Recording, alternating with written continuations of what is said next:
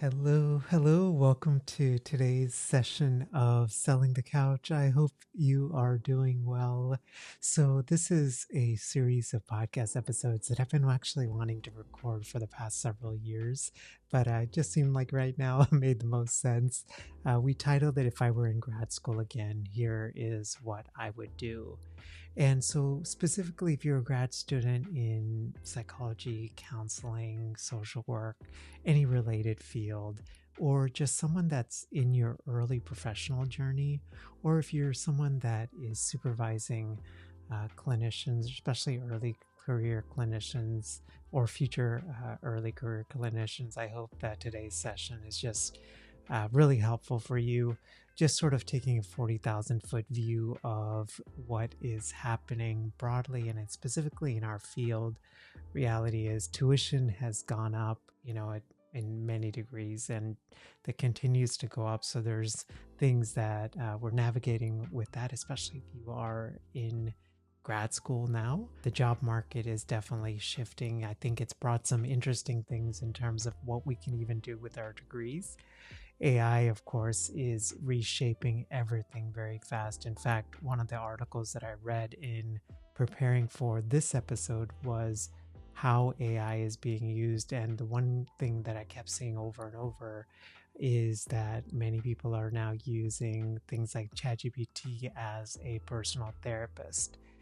And private practice isn't the automatic next step anymore. Many clinicians went into private practice after the pandemic. And so that's definitely brought a lot of neat resources in terms of mental health support. But from a business perspective, it's definitely brought a lot more competition. And so, how do you sort of stand out in the midst of all of this? I think I can imagine if you're in grad school right now, all of it feels both exciting but kind of overwhelming. And so today I wanted to take a 40,000 foot view on all of this, slow things down a little bit, and share 5 things that I would do again if I were in grad school. I have fortunately been, in psychology since the year 2000 when I started my bachelor's degree. Just to give you a quick intro on everything, I started a PhD in counseling psychology in 2004, in 2005. I graduated with my bachelor's degree in 2004 and was very fortunate to get into a PhD program right afterwards. I completed my pre-doctoral internship, or I started my pre-doctoral internship in 2009. Completed my postdoctoral fellowship in 2012 and got licensed here in the state of Pennsylvania as a licensed psychologist in 2012. And even just thinking about all of the different things, trainings and practicums and internships, I've worked in a variety of places, everything from the VA, community mental health, group private practice, all the way to university counseling centers. And I've had the incredible opportunity to supervise a number of students while I was still doing clinical work. And I've also, since 2015, have had the fortunate opportunity to build and grow Selling the Couch. And here recently, in the last 2 years, we've been focusing on our coaching slash feature book slash brain spotting golf experience wing called Quiet Builder. And so just launching multiple businesses, but doing it in a way that's around health and family has been something really important to me. This podcast that we launched here in 2015 is now in the top 0.5% of all podcasts in the world. We've released over 400 episodes, and it's very close to about 2 million downloads overall. And for me personally, even as I have grown, I got licensed in my early 30s. And even as I've come into my 40s, I've really tried to build a life that feels whole, not just looks impressive on social media or something like that. Some of it I feel like we've done well with. Others I honestly have been a crash test dummy and have had quite a bit of failures, and it's been completely wrong. And I wanted to spend the time just diving into what I do differently. And I wanted to just share that openly and honestly, especially if I were in grad school and starting now or in grad school. So, first is don't just learn, build something. Grad school gives you structure, right? A program, a timeline, a cohort, but no one tells you this. And if you're doing a master's degree, around 2 years, if you're end up doing a PsyD or a PhD, you're likely going to be there between 4 and 7 years. But the reality is that is a perfect time to build something that is truly yours, not for grades, not based on someone else's rubric, just something or that reflects your own voice. So, for example, maybe it's starting a simple podcast. Maybe it's starting a simple social media channel where you post shorts on something that you're interested in. Maybe it means writing a short weekly newsletter, sharing reflections from practical experiences on LinkedIn, trying a low pressure YouTube channel, not to go viral, but just to build reps, to really find your voice and to build you. Because once you graduate, having even a tiny audience and a clear point of view, it can open doors beyond what your degree can. And the unique thing is it sets you apart than someone that's just kind of going right through grad school. Second is say yes to what scares you, even if it's a little bit. This one's tough, especially if you're an introvert like me and definitely do not want the limelight and tries to actively avoid the limelight. But the biggest growth that, as I think about my own journey, it's come when I said yes to things like volunteering at professional trainings, even just checking people in, asking questions in supervision, even if my voice shook, attending workshops that are outside of my focus area, helping with faculty projects that I genuinely cared about. You don't have to lead anything. You just have to show up with curiosity and a quiet courage. The room that feels a little bit out of your league, those are where the best long-term relationships begin. Third is to learn the language of business. See, we get trained in things like ACT or CBT or EMDR, or we learn about Carl Jung, but no one explains how to read a profit and loss sheet or file an LLC. If I were starting over, to be completely honest, I would take a basic personal finance class in grad school. I would also see if the grad school or the college that you're attending offers any classes like on entrepreneurship and something like that, because those skill sets will become, if you've gone through classes and at least done some contained training on some of that stuff, it would just make your future career so much easier. This, I think, is particularly relevant because a good chunk of folks that are graduating will eventually go into private practice. And if you have some of that skill set already, it makes the private practice transition just much smoother. Also, taking classes like that, you learn things like what's the difference between W-2 and a 1099 versus self-employed and the tax implications of all of that. You also understand things like leverage, right? Leverage is a word I've thought a lot about, and leverage basically in this context is how do you build income that isn't tied to direct hours?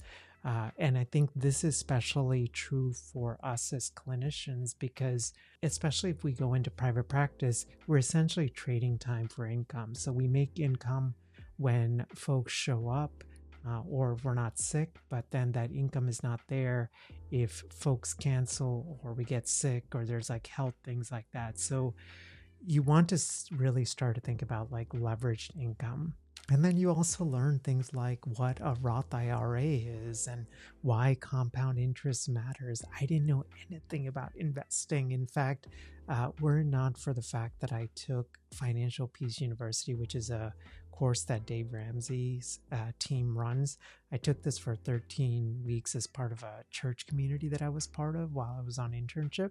Were it not for that class, like I would not have learned and understood a lot of things about personal finance. And in hindsight, we made a wise decision in the moment. It didn't feel very wise, but opening up Roth IRAs and starting to contribute to retirement and letting things start to compound over time. Warren Buffett talks about this idea of time in the market is better than timing the market. And so especially if you're graduating and you're in your 20s or late 20s, it's an amazing amount of time to let things start to invest so things can start to compound. Also, just realizing, even if you never open your own business, whether it's private practice, a coaching, consulting, whatever it is, just always realize you are a business of one. Knowing how money flows in helps you serve others better, and you sleep a lot better at night. The fourth thing that I wanted to share is build real relationships and not just a resume. So it's really tempting to focus on things like licensure hours and publications and letters of recommendation. And obviously all of those are incredibly important. But the real career momentum, it often comes from these quiet and unexpected conversations. For me, it came from a supervisor who I knew was seeing PGA golfers on Saturday mornings out on a golf course, realizing, oh my gosh, I could be outside and be out in nature and do psychology. Like that's like the best of all worlds. It was a classmate who later started a startup and realizing, wow, like they just think so differently about it. It was also when I, met somebody at a continuing education training or a meetup who opened unexpected doors for me. I wanted to share even 2 specific strategies that can really help. So one, these are like more practical and tactical, but one is use LinkedIn to connect locally. So even if you are in grad school, LinkedIn search is incredibly powerful. And one of the things that you can do is you can filter by the city that you anticipate residing in, whether it is for life or private practice or whatever it is. And then after you do that, you can actually filter by people, but also by posts. And so you can essentially find therapists that are posting on LinkedIn in the geographic area that you are working in. And that is incredibly powerful. And you can also filter by things like therapists who might be posting on a certain modality or doing something that you might want to do. So, for example, a clinician that has gone off and become a clinical advisor on a mental health startup. And the cool thing with LinkedIn is you're seeing what therapists are actively sharing. And instead of just sending them a request, get to know them, leave thoughtful comments, genuine comments. Don't make it all AI generated. You can use AI to help you, if you're, to help you, if you want to just speak out something and then have AI generate the comment. That's cool, but don't make it it sounds like it's written by AI just for the sake of engaging, just to build this relationship. And then what I would do is once you've engaged with them, gotten to know them, send a kind on pushy DM, connect with them on LinkedIn and say, hey, I've just really enjoyed your comments. I'm a grad student. I know you're really busy, but I was wondering if you might just take 30 minutes out of your day. Just we can just do a quick call. I'd love to learn what you're doing. I have so many questions and I would love to pick your brain on them. A simple thing like that, you just never know the opportunities and the doors that something like that could open. Treat it almost like you are planting seeds for a tree that you don't know what it's going to look like and you don't know how it's going to quite blossom, but you're just trusting that things will come together. The second little micro tip that I can share with you in terms of building real relationships is find local therapist meetups and online groups. So if you actually look on meetup.com, especially in many of the big cities, there's inevitably a therapist meetup group. Some of this is like broad for all therapists that are in different areas, whether it's academia, whether it's private practice. And then there's others that are more specific to a therapist in private practice. So, for example, Philadelphia, where I live, has a Philadelphia private practice meetup group that they meet, every quarter. And so it's just an opportunity to get together, to meet each other. Check out local Facebook groups. So, for example, there's the Philadelphia Private Practice Network on Facebook. And so this is a great way to meet other clinicians. It's often where clinicians share resources, where they ask for referrals, all of those kind of things. So I just wanted to share is, for me, people kept saying like network. And I was like, I don't know. What does that even mean? And what I would even say is just be real, be genuine, be kind, be transparent, be present. These relationships built now become the support system later. For example, if they, you go into private practice, maybe they become mentors for you. Maybe you are then eventually going from a solo to a group practice. Maybe they send you folks that could be potential employees that you have, or they send referrals to you. You just never know what sort of relationships these opportunities can do. And the only reason is, even I didn't do this in grad school, and I so wish I had done this. Just go to these meetup groups, ask the person, hey, I'm pre-licensed. I saw this was for licensed therapists, but are there any opportunities for grad students to come in? Because I'm just so curious. Can you make an exception for me? Just take that little initiative, because again, the thing is about leverage, right? Like going to one of these meetup groups, right? You just get to meet so many people, and you never know, again, where those relationships can go. Which brings me to the fifth point, which is don't burn bridges ever.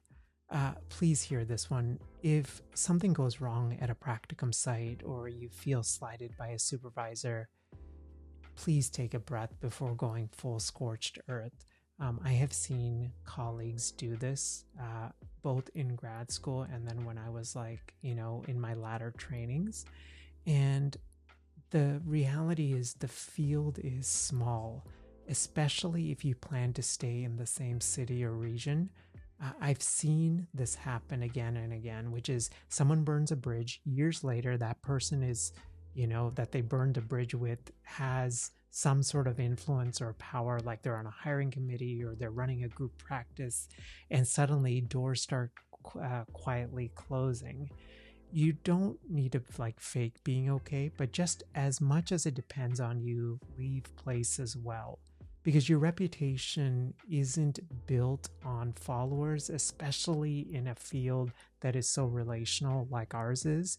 It's built in rooms that you're not in, based on how others remember what it was like to interact with you, to work with you, all of those kind of things.